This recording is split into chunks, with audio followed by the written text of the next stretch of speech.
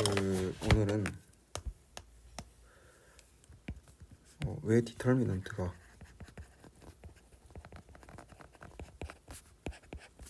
초평행사 변형의 넓이인지에 대해서 넓이 혹은 초부피라고 말하는 게 낫겠네요.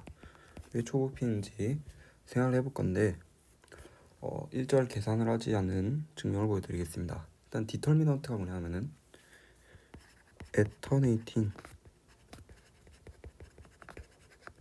K 리니어 폼이에요. 즉 어떤 fn을 가져와서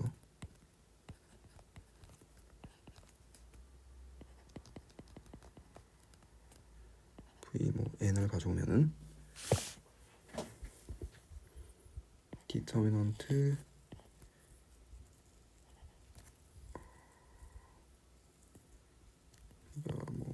이렇게 있고 AV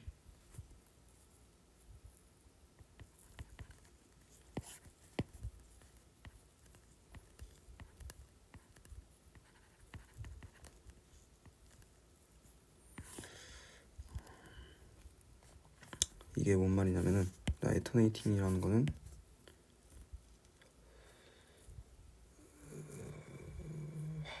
좀 설명하기가 복잡하네요. 어떻게 설명해야 하냐면은 이렇게 매트릭스 n by n 통해서 일단 디터미넌트라는 것은 r이에요. r로 가는 함수를 말하는데 f라고 할게요. 근데 이때 이것은 어떤 fn들이 n개 있는 걸로 생각을 할 수 있죠. 이때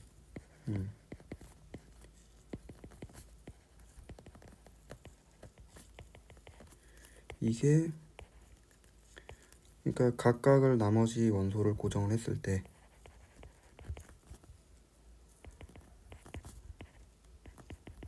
다음과 같이 선형적이고 그리고 이게 리니얼 폼이라는 거거든요.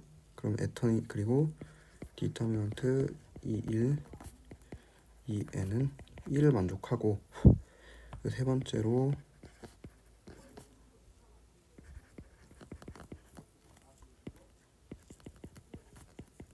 이렇게 같은 행이 있으면 0이라는 것이 행렬식의 정의예요. 근데 이 행렬식은 이러한 1에서 3을 만족하는 행렬식은 함수는 적어도 하나 존재하고 유일해요. 그래서 이런 유일성을 가졌는데 부피라는 것이 과연 어떤 그 성질을 가졌냐라는 걸 생각해 본다면 평행사 변형 넓이로부터 똑같은 이런 게 있으면은 당연히 그 초부피는 0이 되겠죠. 두 번째로 이런 오소노마란 스탠다드 베이시스 같은 경우는 그 넓이 혹은 초부피가 당연히 1이라고 생각할 거예요. 세 번째로 이렇게 2차원에서만 볼 건데 이렇게 있고 이렇게 있다고 합시다. 즉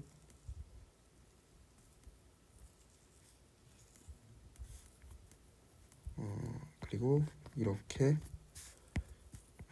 있다고 하면은 이때를 V, W, CV, V1, V2 이렇게 둔다면은 우리는 무엇을 주장할 수 있냐면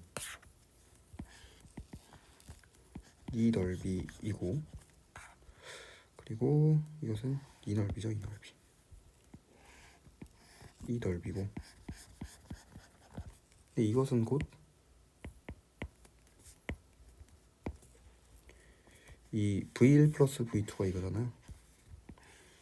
이 넓이와 같다. 그리고 이 넓이는 이거의 그 C배한 것과 같다라는, 즉 다시 말해 S W V1 플러스 V2는 S V1 더하기 S V2이고, 또 S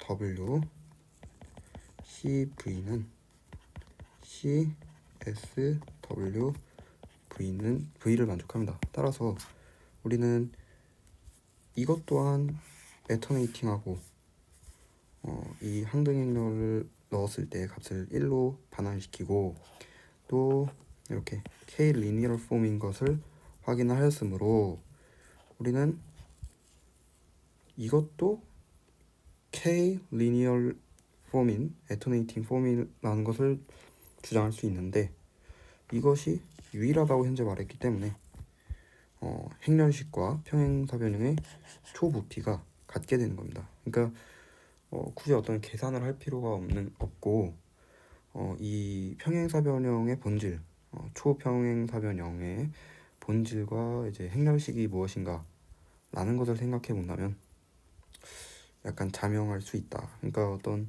수학이라는 것은 보통 어떤 문제를 풀고, 그럼으로써 그 문제에 대한 결과에 해당하는 공간이나 해집합에 대한 성질을 탐구하고 그 이후에 정의를 내리는 학문인데, 사실 이것도 마찬가지인 거죠. 사실 어떻게 보면은 처음에는 2차원에서 이제 평행사변형 넓이를 구하는 법이 AD-C와 똑같다라는 그런 문제를 풀었겠죠. 처음에는 디터미넌트 AB-CD는 AD-BC인데, 이것이 이런 행렬 이런 이제 벡터들이 이루는 평행사변형의 넓이랑 완전히 똑같다라는 것을 처음에 어떻게 밝게 됐겠죠. 그러면 이 디터미넌트에 대한 성질이 있었을 것이고, 그럼 넓이란 과연 무엇인가? 넓이에 대한 이제 평행사변형의 넓이에 대한 성질이 있었을 것이고, 그로 인해서 이 성질들이 사실 리니어하고 애터네이팅 하다라는 그런 성질로부터 n차원에 대한 이제 평행사변형 일반화된 초부피라는 것을 디터미넌트로 사실을 정의하게 된 것이죠. 그러니까 그 본질의 성질을 잘 아는 것이 굉장히 중요하고, 또 이와 같은 비슷한 개념이 뭐 내적이라든지 아니면은 뭐 토폴로지컬 스페이스라든지, 아니면 뭐또 리지드 모션이라든지 뭐 이런 것들도 상당히 많이 생각을 해볼 수가 있고, 아니면 뭐 적분이라든지 미분, 이런 것도 사실은 그 성질을 통해서 다 증명이 되는 거기 때문에 일반화를 그렇게 할 수 있는 것이고, 더 넓은 정의를 할 수 있는 것이고, 그래서 사실은 많은 이들이 이것들을 이제 계산을 통해서 어떤 이거를 이렇게 쪼개가지고 이 평행사변을 잘 이렇게 뭐 쪼개서 이제 계산을 해가지고 증명을 하는데, 사실은 본질을 못 보고 있다는 생각도 많이 들어가지고 제가 생각한 증명을 이렇게 남긴 것이니까 상당히 유의미했으면 좋겠고, 이런 수학에 대해서 사실은 학교에서는 정의를 배우고 성질을 배운 다음에 문제를 풀지만, 이런 수학의 재미도 알아갔으면 하는 바람이 있다라는 것을 알리면서 여기까지 하겠습니다.